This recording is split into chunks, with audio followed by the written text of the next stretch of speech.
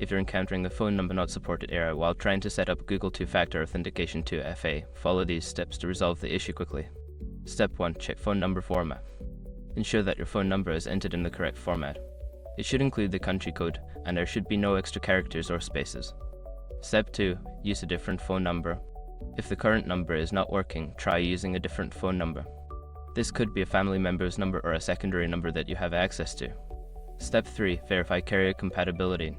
Before activation, use the SR.com link in the description to open the ESIM compatibility checker and confirm your device and carrier are supported. Step 4. Update Google account settings. Log into your Google account and navigate to the security settings. Remove the existing phone number and re-add it, ensuring that all information is correct. Step 5. Contact Google Support. If none of the above steps work, reach out to Google Support for assistance. They can provide specific guidance and help troubleshoot the issue further. By following these steps, you should be able to resolve the phone number not supported error and successfully set up Google 2FA.